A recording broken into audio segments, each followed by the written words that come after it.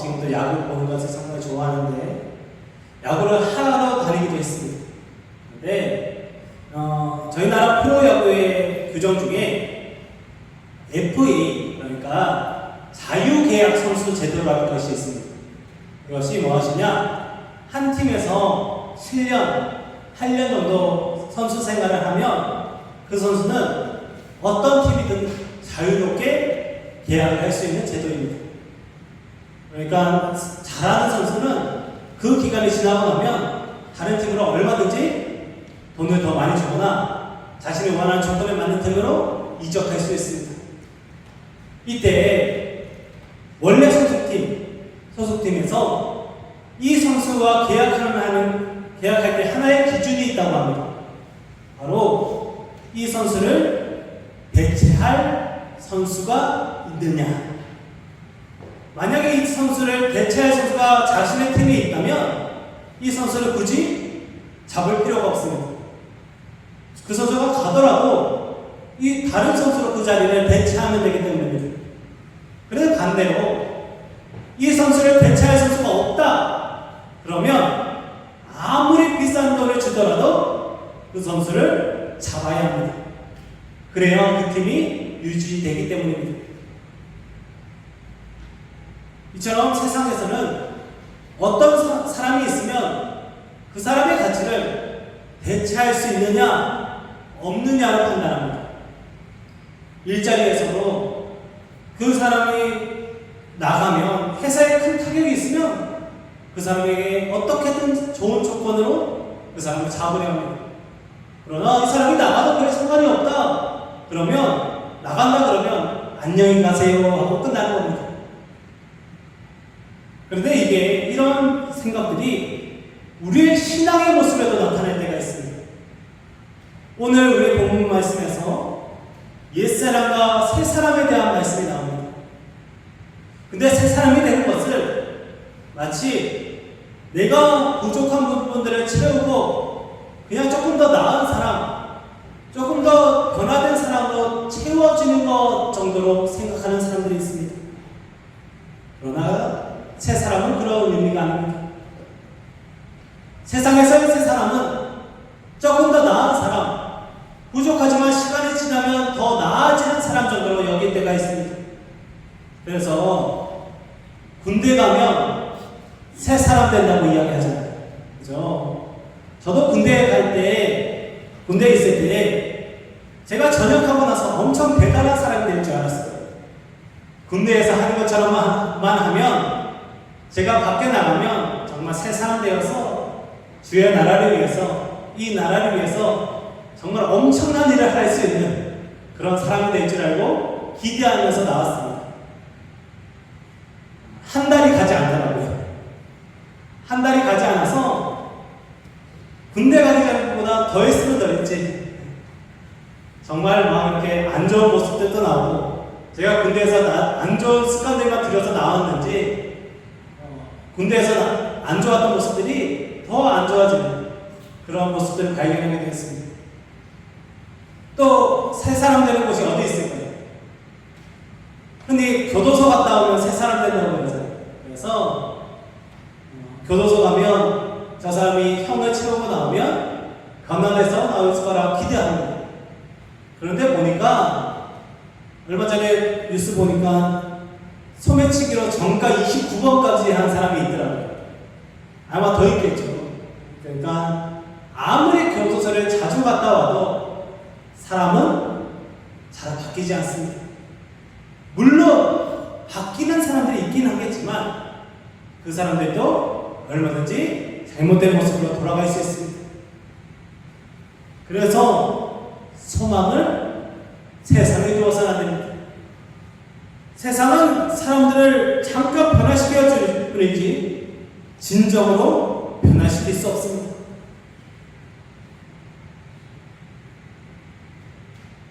그러므로 우리가 그리스도 안에서 새 사람이 된다는 것, 새 사람을 입는다는 것은 이전보다 좀 나아진 사람, 조금 성숙하고 성장하는 사람 정도로 생각해서는 안 됩니다. 성경에서는 이전 것은 지나갔으니 보라 새 것이 되었다고 말합니다. 새 것이 되었다는 말은 좀 커서 어른이 되었다, 조금 더 나아졌다, 이 사람이 그래도 좀 철이 들었다 정도로 생각하지 마시기 바랍니다. 대체하라는 것이 아닙니다. 옛날 나빴던 사람의 자리에 그것보다 조금 더 나은 사람이 가져다 두는 것이 아니라 완전히 새로운 사람, 이전과 비교할 수도 없는 본질적으로 다른 사람이 된다는 의미입니다. 우리는 예수 그리스도를 믿음으로 새 사람이 된 줄 믿습니다. 그렇다면 이제 새 사람답게 살아가시기 바랍니다. 그리고 그 새 사람들이 모인 새로운 공동체, 믿음의 교회를 이루어가야 합니다. 오늘 말씀을 통해서 진리를 붙잡고 진리로 새로워지고 진리로 새로워진 교회를 이루어가는 우리 모두 되기를 소망하고 축복합니다. 오늘 편지는 오늘 에베소서 편지는 에베소 교회를 향한 사도 바울의 편지입니다. 감옥에서 에베소 교회를 향해서 사랑의 마음을 담은 편지를 썼는데, 에베소서는 다른 편지와 차이점이 좀 있습니다. 다른 편지들은, 교회를 향한 편지들은, 그리고 서신서들은 그 상황, 그 사람에게, 그리고 그 교회에게 문제가 있다는 소리를 듣고 이 문제는 이렇게 해결하면 돼 라는 마음으로 편지를 썼습니다. 대표적으로 고린도 전후서를 보면 고린도 교회에 문제가 너무너무 많아서 그 문제들을 하나하나 해결해 주려고 편지를 썼습니다. 그런데 에베소서를 읽어보면 에베소 교회를 향한 문제는 하나도 없습니다. 에베소 교회가 문제가 없었던 것은 아니지만 에베소 교회는 그 교회의 문제를 다루지 않습니다. 에베소 교회는 소아시아 지역의 교회의 모교회입니다. 우리 영월 지역에서는 영월 중앙교회에서 교회들이 시작했던 것처럼 에베소 교회는 소아시아 지역의 처음 교회였습니다. 그 교회에서 시작해서 주변의 교회들이 생겨났습니다.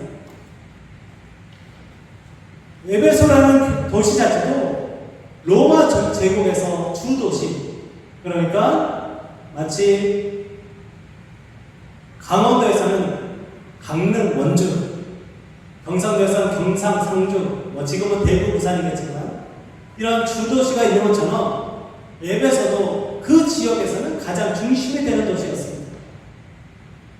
사도 바울은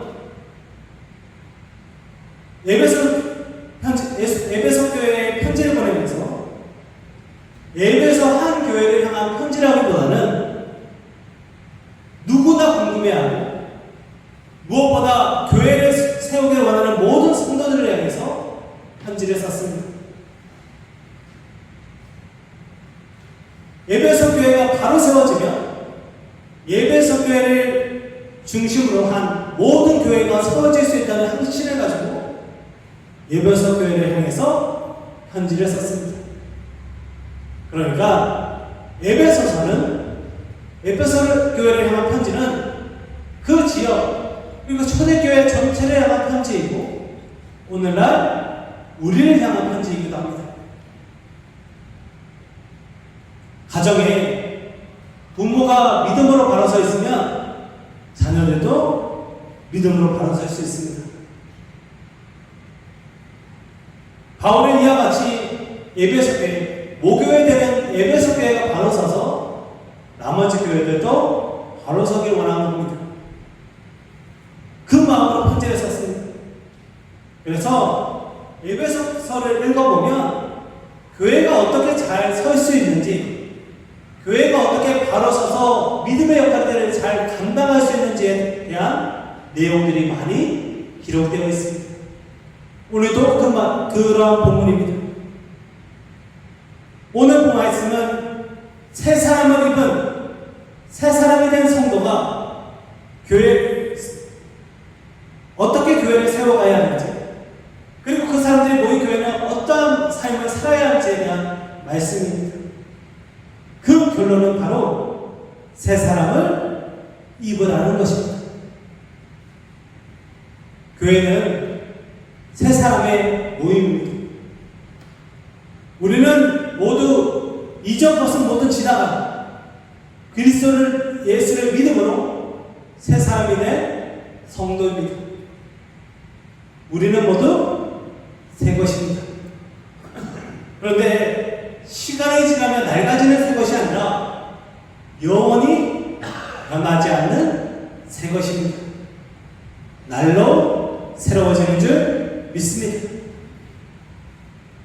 이것은 전에 부족함이 있어서 조금 더 나은 것으로 배차한 것이 아니라 본질적으로 전혀 다른 존재가 되어서 새로운 삶을 살게 되었다는 의미입니다. 새 사람이라는 것은 새로운 생명을 가졌다는 의미입니다. 새 생명을 짓는 자는 전과는 전혀 다른 삶을 살게 됩니다. 전혀 다른 존재가 되었기 때문입니다. 예전의 모습이 남아있지 않고 새로운 생명에 합당한 삶을 살게 됩니다. 이에 대해서 남북교회 원로 목사이신 박영선 목사님이 교회로 모여라는 책에서 이렇게 이야기합니다.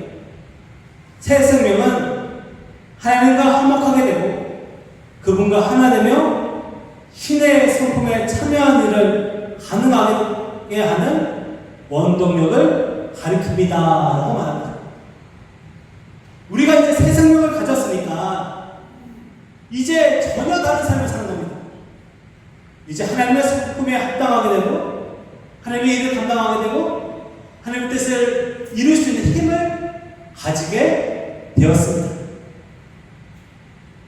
이제 우리는 전혀 다른 사람이 되었습니다. 그러니 이제 전혀 다른 가치를 쫓아 살아가시기 바랍니다. 바로 진리입니다. 사도 바울은 진리가 예수 안에 있다고 고백합니다. 진리가 예수 안에 있다는 말은 예수님 아니고서는 진리를 설명할 수 없다는 말이고 예수님만이 진리가 되신다는 말입니다. 곧 나는 길이요 진리요 생명이라 말씀하신 예수님께서 진리는 나로만 설명할 수 있고 진리 안에 거하기를 원한다면 진리를 쫓기를 원한다면 예수님을 믿어야 하고 예수님을 사랑해야 하고 예수님을 따라가야 한다는 말입니다. 그러므로 예수님의 말씀을 기억하며 새 사람답게 진리이신 예수님만 바라보며 그 가르침 안에 살아가시기 바랍니다. 이전에 방탕하고 욕심을 쫓고 욕망으로 가득했던 모습이 있었다면 이제 진리 대신 예수님의 가르침을 따라 살아가시기 바랍니다. 새 사람의 모임인 교회도 마찬가지입니다. 교회는 세상의 가치로 살아서는 안 됩니다. 세상처럼 돈 좋아하고 서로 높아지려 하고 잘 먹고 잘 살려고 모인 곳이 아닙니다. 새 사람이 모인 교회는 진리를 쫓아서 새 사람의 모임답게 날마다 새로워져야 합니다. 석공이 돌을 다듬듯이 날마다 다듬어지고 날마다 더욱 새로워질 수 있어야 합니다. 그러므로 받은 새 사람답게 새 사람으로 살아가시기를, 그리고 교회도 진리 안에서 날마다 새로워지기를 소망하고 축복합니다. 이처럼 우리는 진리 대신 예수 그리스도를 쫓아가는 새 사람이 되었습니다.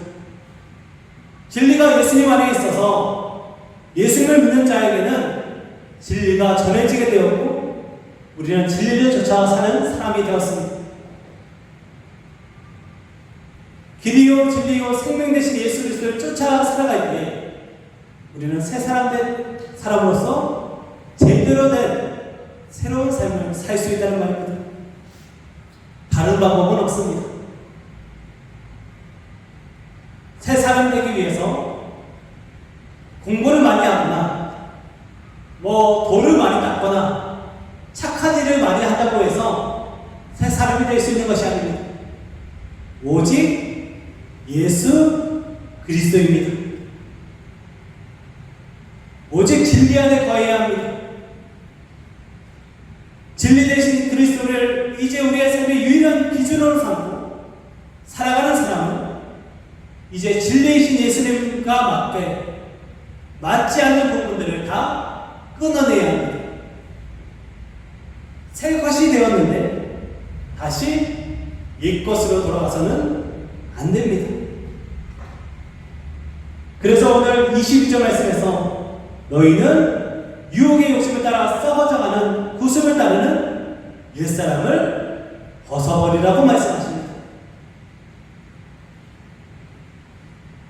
옛것을 버려야 합니다. 누군가 결혼을 하면 이전에 살던 삶의 방식을 다 버려야 합니다.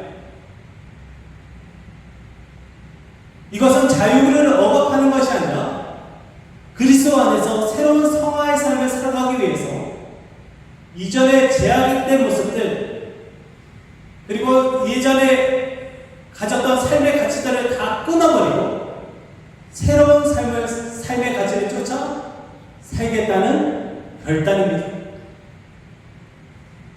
결혼하고 나서도 다른 이성들을 만나러 다니고 내가 원하는 대로 시간을 다 쓰고 내가 원하는 취미생활 다 하고 한 달에 한 일주일 정도는 내가 원하는 시간대로 살겠습니다 하고 집 나가버리고 그러면 결혼한 것이 아닙니다.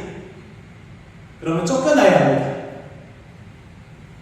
제가 사랑하는 후배 목사님이 얼마 전에 결혼을 하셨어요. 근데 이 목사님이 누가 봐도 잘생기고 누가 봐도 이렇게 찬양도 잘하시고 노래를 정말 잘하세요. 그리고 생활도 이렇게 일을 하면서 목회를 하시는데 돈도 잘 버세요. 그래서 그런지 이 목사님에게는 항상 그 추모하는 여성분들이 쫓아다녔습니다. 그래서 볼 때마다 이렇게 여자친구가 바뀌어 있더라고요. 그런데 드디어 한 여인에게 정착을 하셔서 결혼을 하게 되셨습니다. 그러면 제가 후배 목사님에게 이름을 불러서 이제 정착해서 예전의 습관 오래가도 1년만 만나고 끝나는 것이 아니라 평생 한 여인만 만나는 이제 예전에 있던 그 여인들을 정말 잘 정리해야 된다. 그러지 않으면 결혼의 위기가 찾아있었다고 이야기해 주었습니다. 특징을 말씀드려서 아시겠지만 절대 제 얘기는 아닙니다.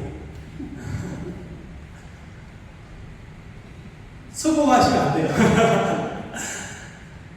결혼하고 나서 전혀 다른 삶을 살아야 해요. 서로에게 집중하고 옛 연인들, 옛 습관들을 다 버려야 합니다. 우리가 새 사람이 되었다는 것도 마찬가지입니다. 예전 것을 다 끊어버려야 합니다. 우리가 새로운 진리를 쫓아 살기로 했다면 옛 것을 버려야 합니다. 새로운 가치를 쫓아 살아가는 사람이 옛 것을 버리지 못하면 진리를 세울 수도 없고 옛 것의 메인 삶을 살게 됩니다. 새 사람을 입는다는 것은 결국 이전에 입었던 옷, 있던 예전의 삶의 모습, 그리고 가까웠던 모든 것을 단절하고 이제 예수 그리스도로 옷 입고 살겠다는 결단입니다. 끊어버려야 합니다. 끊어내셔야 합니다. 이에 대해 17세기의 청교도인이었던 조셉 월라인이라는 사람은 그리스도인이 되는 것은 오래된 건물을 소유하는 것이 아니라 새 건물을 세우는 것과 같다. 이것은 거룩함이라는 한쪽을 깨며 붙이는 문제가 아니라 삶의 모든 영역에서 거룩함을 짜놓는 문제이다라고 말합니다. 일것을 그대로 가지고 있다가 눈에 보이는 문제 몇 가지를 고쳐가는 것이 아닙니다. 옛사람에서 내가 생각했을 때 이게 문제니까 몇 가지를 고치면 새 사람 되겠지, 이 정도가 아닙니다. 완전히 새롭게 지어야 합니다. 요새 오래된 건물들 리모델링 많이 하지요. 그런데 리모델링이 아닙니다. 완전히 허물고 새 건물을 세우는 것입니다. 새 사람을 입는다는 것은 거듭난 그리스도인으로서 그리스도로 세워지는 것이고 우리의 진정한 새 사람이신 그리스도의 장성한 분량에 이르는 출발점입니다. 건물을 허물고 나서 그대로 두면 더 폐허가 됩니다. 빨리 치우고 새롭게 세워야 그곳을 아름답게 꾸밀 수 있습니다. 옛 건물보다 못한 지경에 이르지 않으려면 빠르게 새 건물을 세워야 합니다. 옛 사람을 벗어버렸다면 빠르게 새 사람을 입어야 합니다. 옛 것을 끊어내지 못하면 새 것이라고 말했던 것이 옛 것이랑 섞여버립니다. 그러면 이도저도 아닙니다. 옛 것도 아니고 새 것도 아닙니다. 옛 것이 완전히 사라질 때 새 것은 빛이 납니다. 그리고 그러므로 그리스도로 새 옷을 입으시기 바랍니다. 진리 대신 예수 그리스도의 옷 입고 옛 것을 완전히 끊어내셔야 합니다. 끊어내시기를 축복합니다. 끊어내시기를 소망합니다. 진리 대신 예수 그리스도를 바라보는 삶으로 옛 것을 완전히 끊어버리고 오직 그리스도를 옷 입는 새 사람의 삶을 살아가시기를 소망하고 축복합니다.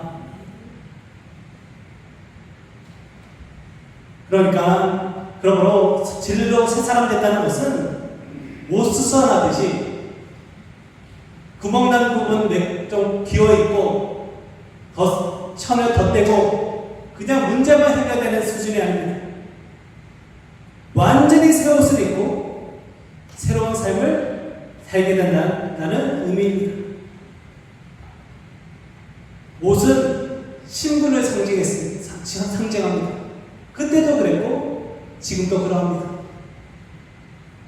탕자의 비유에서 탕자가 가진 재산을 다 잃어버리고 다른 사람의 종으로 살다가 돌아와서 아버지의 종이 되기로 말했습니다. 그때 그는 종으로서 누더기를 입고 그야말로 노예, 거지의 모습으로 아버지에게 왔습니다.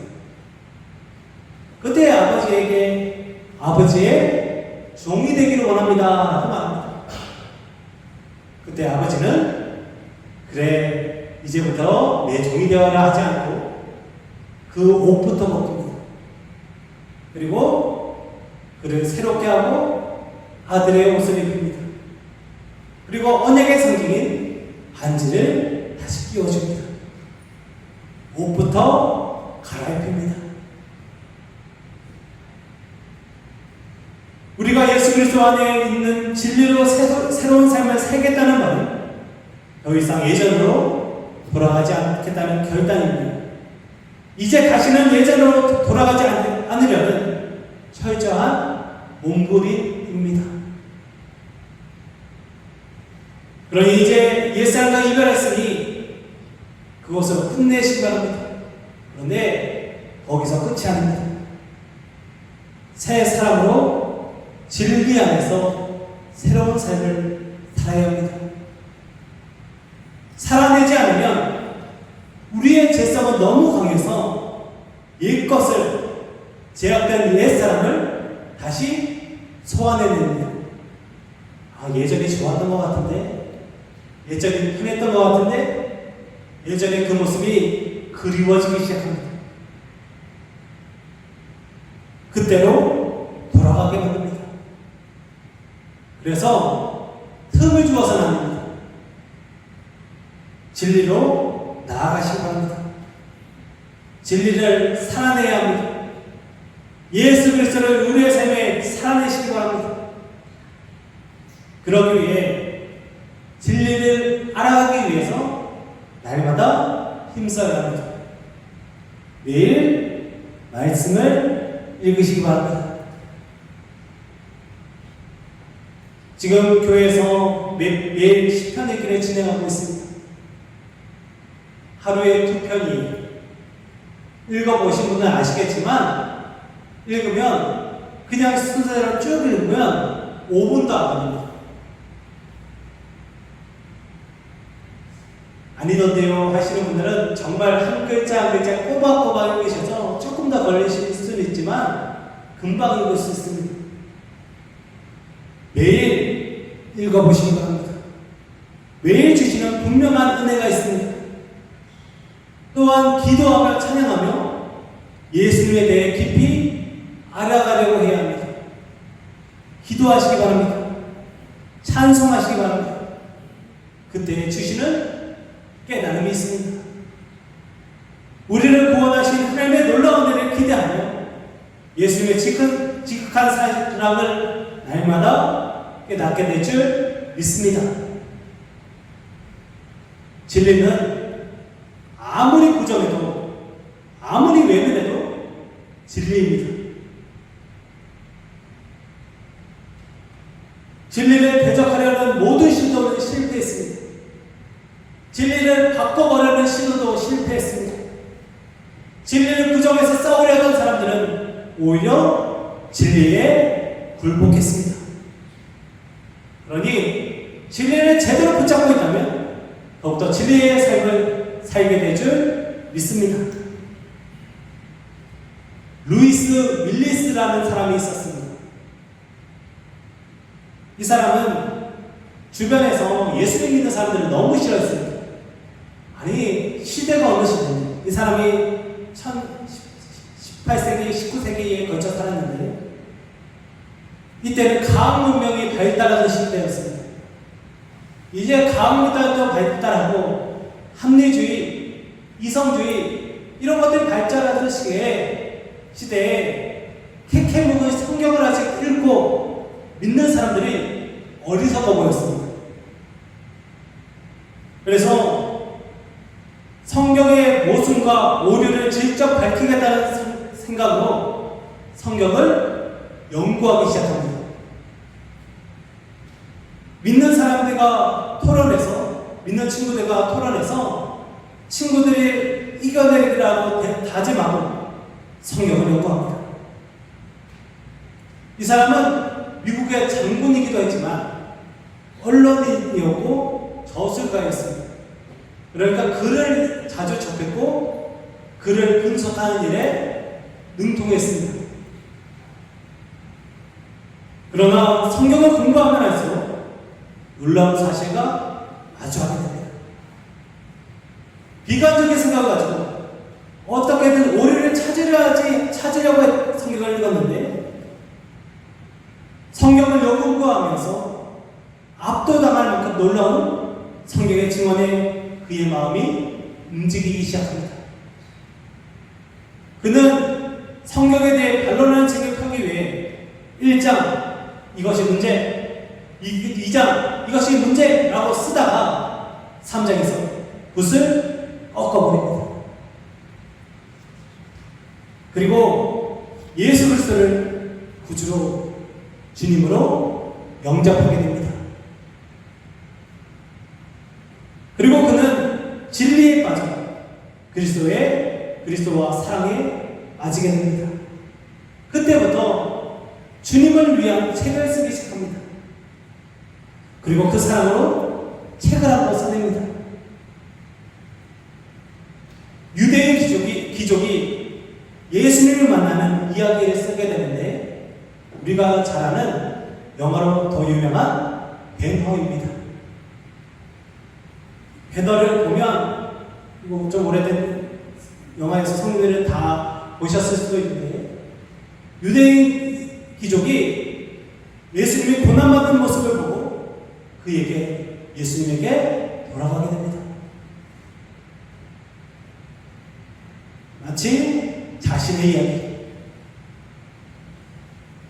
예수님을 대적했던 자가 예수님을 믿게 되는 이야기가 바로 벤허입니다. 진리는 사람을 바꾸어 놓습니다. 새로운 삶을 살게 합니다. 그러므로 진리는 매일매일 가까이 하시기 바랍니다. 진리를 알아가시기 바랍니다. 진리를 살아내시기를 축복합니다.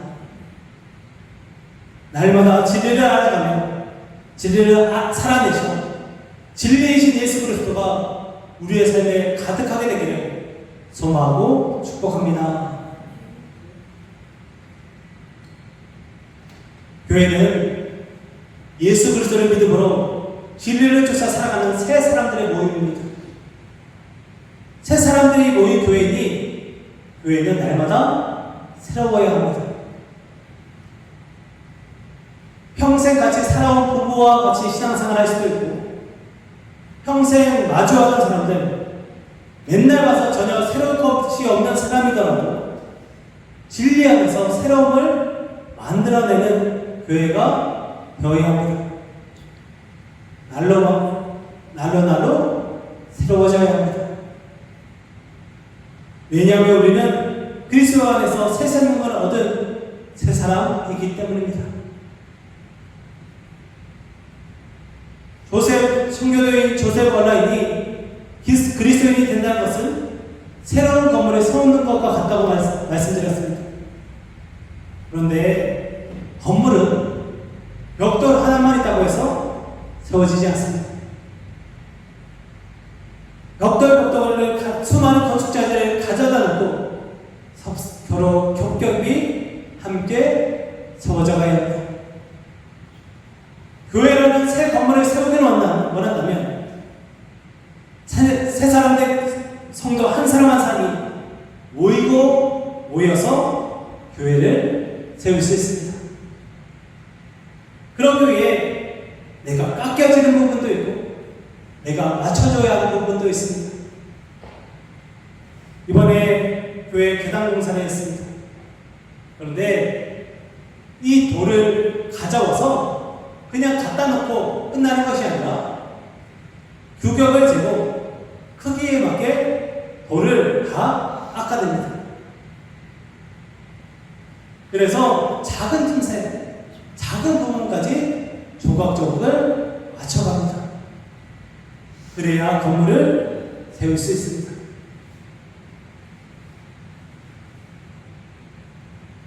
우리도 마찬가지입니다.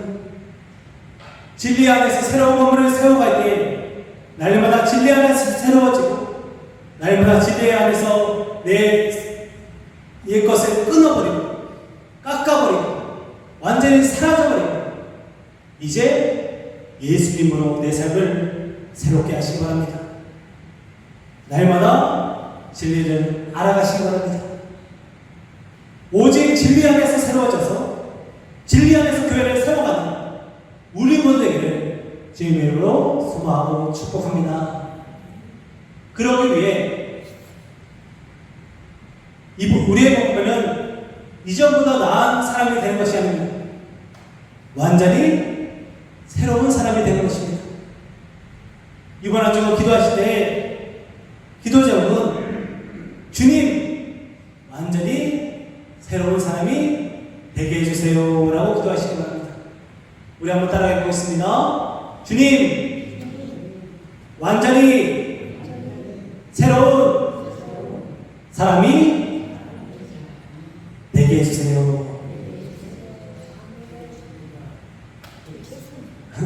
할렐루야.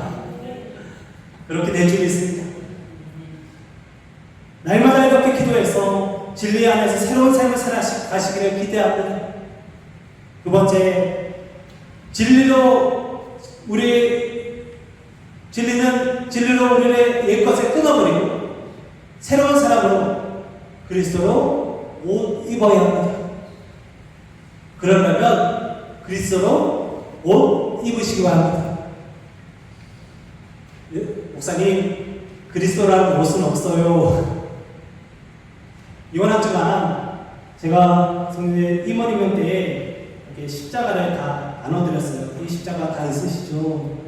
없으신 분은 오늘 제가 좀 나눠드릴게요. 그래서 이 십자가를 이번 한 주간은 품에 품으시고 목에 걸어놓으시고 좀 가지고 다녀보시기 바랍니다. 그래서 내가 그리스도를 못 입고 있다. 내가 그리스도를 그동안에 어디에 걸어놓고만 살아셨다면 이제 목에도 걸어보시고 주머니에도 넣어보시고 이렇게 하셔서 내가 그리스도를 못 입고 있다는 것을 한번 기억해 보시고 예수 그리스도를 드러내는 새 사람다운 삶을 살아가시기 바랍니다. 지금 있는 그리스도 십자가 꼭 소지하는 한 주로 삼으시기 바랍니다. 마지막으로 그러기 위해 날마다 진리를 알아야 합니다. 진리를 알기 위해 말씀을 가까이 하시기 바랍니다. 시편 잘 읽고 계시지요? 아멘 하신 적이 있습니다. 이번 주에 다시 한 번 더 도전하셔서 내일부터 13편, 14편입니다.